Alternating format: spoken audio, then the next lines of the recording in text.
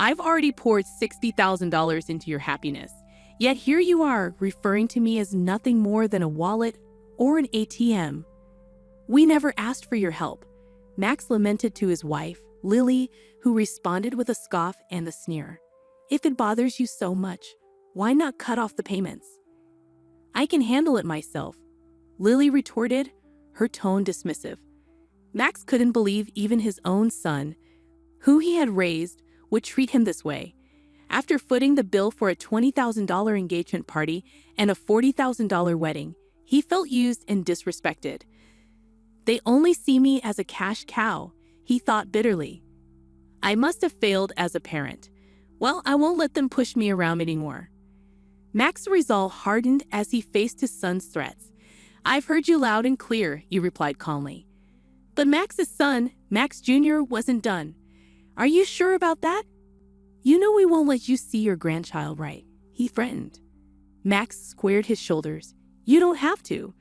I'd be more than happy to stop the payments. From here on out, it was a steep fall for Max and Lily, who had treated me like a money tree. My name is Chloe. I'm 56 years old, navigating life solo since my husband passed away 12 years ago. Between my job and raising my 2 children, I've always had my hands full. I hold an executive position at a decent company I've been with since before marriage, earning me the label of a career woman in the eyes of the world. The children who were in high school when their father passed have now graduated college and entered the workforce, which brings me some relief. I just hope they'll settle down and start their own family soon. Lost in these musings, I lived alone in the comfortable condominium I once shared with my children.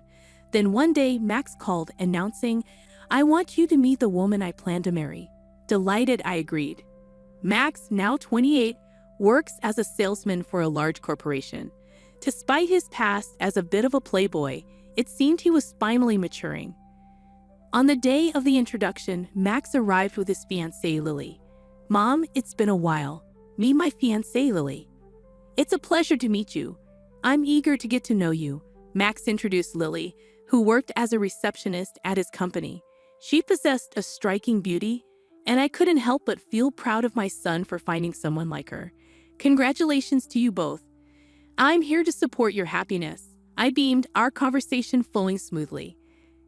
As we chatted, the topic of their engagement party arose. We're planning to have an engagement party soon, and I need to start making arrangements. Mom, could you cover the $20,000 cost for the party? Max asked. I was taken aback, as I had expected the average cost to be around $10,000. However, seeing their joyous expressions, I couldn't bring myself to refuse. Of course, it's a joyous occasion. I agreed wholeheartedly. Later, my eldest daughter Mia came to visit. Mia, how's work going? The deadline was yesterday, I inquired. I'm managing well, so don't worry, Maya replied. She worked as a manga artist, and though she hadn't yet achieved a major success, she had her own series and was able to make a living from her passion. By the way, Mom, Max is getting married, isn't he? She asked, changing the subject.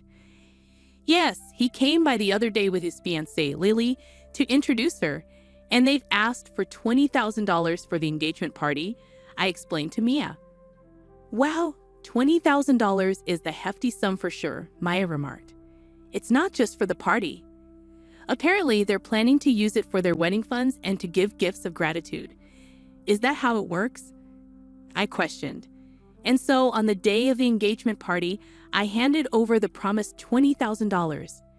Lily and her parents looked delighted as they accepted the money. We'll use this to start our new life together, they declared, stashing away the cash. There were no gifts of gratitude as I had expected, but I reassured myself that this was typical of engagement parties. As long as they were happy, it was fine. However, a few days later, Max dropped a bombshell. I want a grand wedding with lots of guests and connections invited, maybe around 250 people. That sounds wonderful, I replied, trying to mask my surprise. And with that, Mom, I'd like to ask you to cover the upfront cost of the wedding, Max said. What? I have to pay. I thought weddings were typically funded by the couple themselves. I responded, feeling a sense of disbelief. I'm counting on you, Mom. It's quite common for parents to cover the wedding expenses. Besides, didn't I contribute a significant amount for the engagement party? Lily's parents aren't in a position to help financially, and I promised to repay you for the wedding gift, Max explained reluctantly. As I opened the bill Max had brought, my shock was palpable. The amount stated was a staggering $40,000.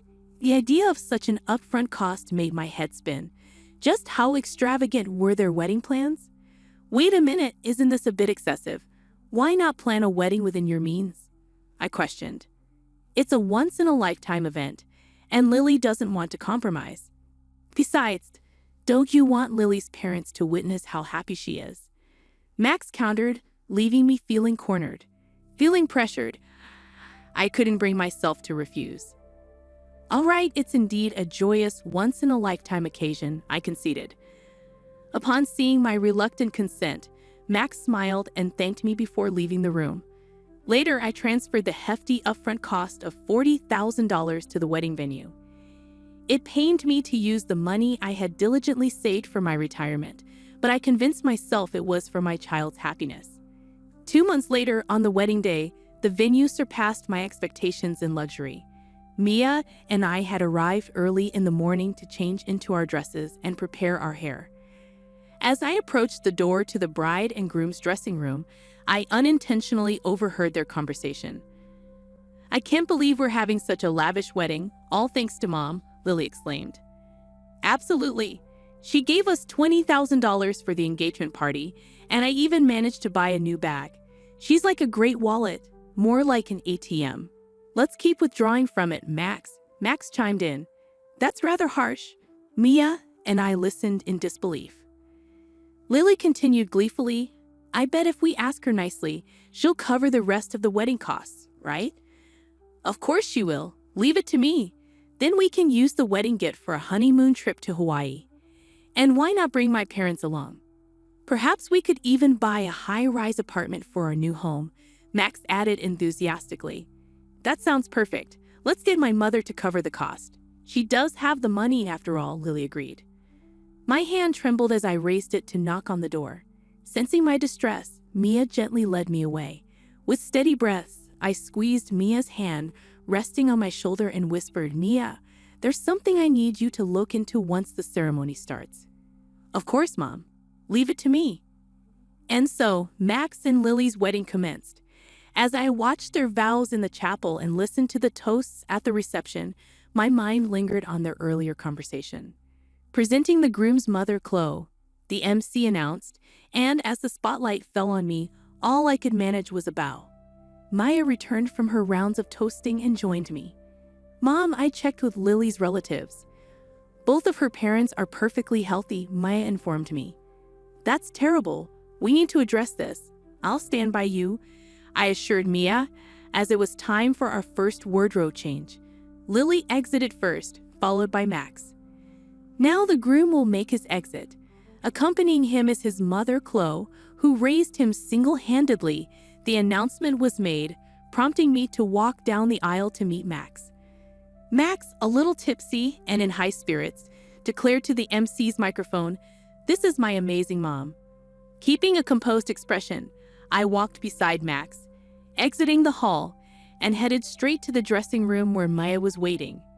Max, there's something I need to discuss with you, Mia began. What is it, sis? Make it quick. I need to change and get back, Max replied curtly as he started to undress. Mia and I exchanged a glance, both unsettled by his demeanor. How could he speak about Mom that way? Huh? You were eavesdropping? Well, whatever, Max shrugged, dismissing Maya's concern, just as Lily entered the room, already in her wedding attire. Mother-in-law, sister-in-law, what's going on? Lily inquired, noticing the tension in the room. Mia confronted Lily. We've discovered that your parents are healthy and have stable jobs. Why are you making our mom foot the bill for everything? What's going on? Lily reacted dramatically, exclaiming, Oh, was this some sort of sister-in-law bullying? How terrifying. My patience wore thin at Lily's dismissive tone.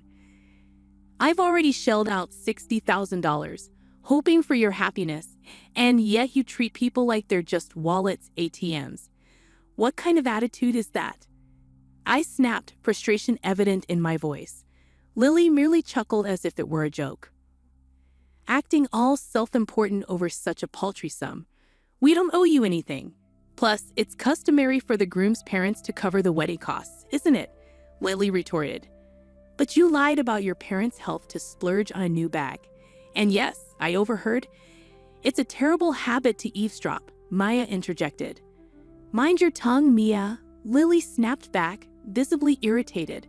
She then turned her attention to Mia, saying, I won't take scolding from an older sister who's still single at 30, pursuing some eccentric career as a manga artist.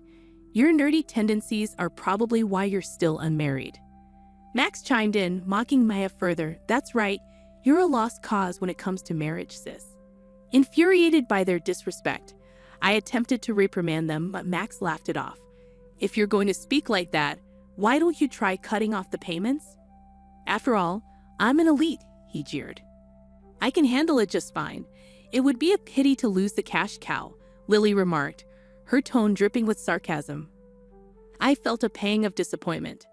I had contributed $20,000 for the engagement party and $40,000 for the wedding, and yet this was how they chose to treat me? No appreciation, only cruelty. Doubts crept in about where I might have gone wrong in raising my son. Enough was enough.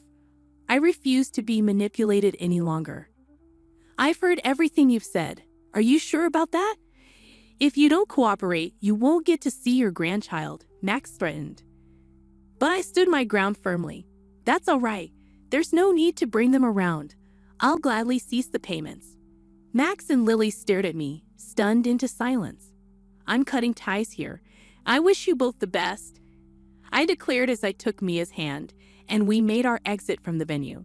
The sounds of revelry from the reception echoed in the background as we left. A month later, while enjoying a quiet moment with Mia over tea at home, the intercom buzzed loudly. Oh, Mom, it's Max. What should we do? Mia asked. Let him in, dear, I replied calmly. Max, whom I hadn't seen in a month, appeared at the door looking weary and disheveled. Why the sudden visit, Max? I inquired, curious about his unexpected appearance. Mom, have you received the bill for the wedding venue? Why haven't you paid it yet? Max questioned.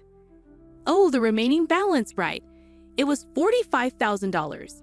Yes, it arrived, but I don't feel obligated to pay it, I replied. Don't be like that. We didn't receive many wedding gifts in the end and couldn't cover the bill. Now we're in debt, Maya interjected with a laugh.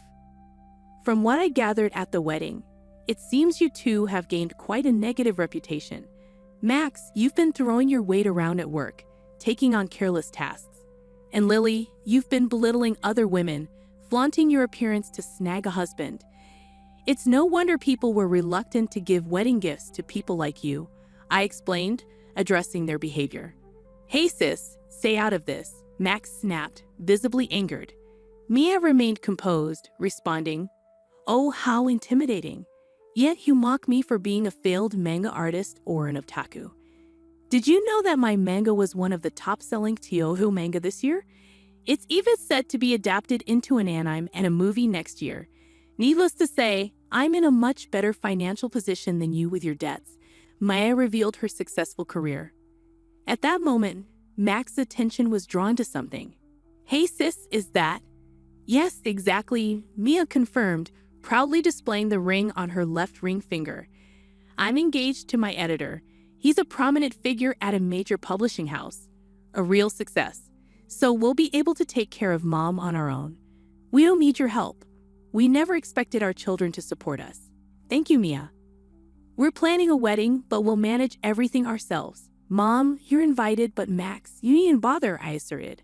Turning to a bewildered Max, I stated firmly, Do you understand now? Don't bother us again. With Mia by my side, we guided Max towards the front door with determination.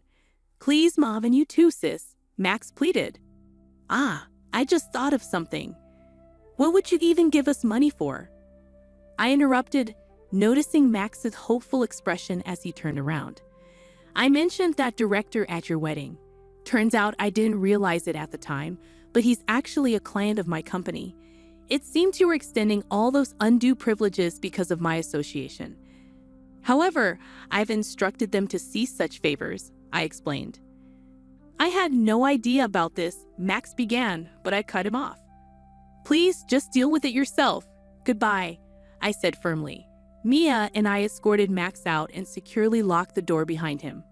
Max continued to cause a commotion outside, but after some time of ignoring him, the noise eventually subsided. A year has passed since that incident. Immediately afterward, I made the decision to sell the house to prevent any future visits from Max and Lily.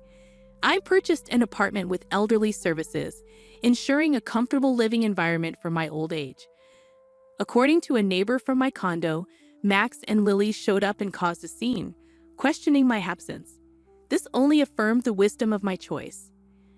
As for Max and Lily, they'd abandoned their aspirations for a luxury high-rise apartment and now reside in a cramped space. Max, it appears, faced demotion following a review of his actions. Perhaps wounded by the loss of his elite status, Max's behavior has only worsened over time. It's surprising he hasn't been terminated from his job yet.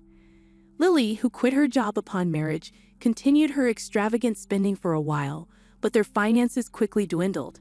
Despite their debts, Lily's lavish habits remain unchanged, and her parents persistently demand money. Allegedly, they argue daily. I can only hope that they come to understand the value of hard-earned money and learn to appreciate those around them. However, that might be too much to ask of them. Thankfully, I still maintain a close bond with Mia. Her husband is a kind-hearted man who treats me with great respect, and they are expecting a baby. I eagerly anticipate spoiling my beloved daughter and grandchild. The thought of their arrival motivates me to keep going every day.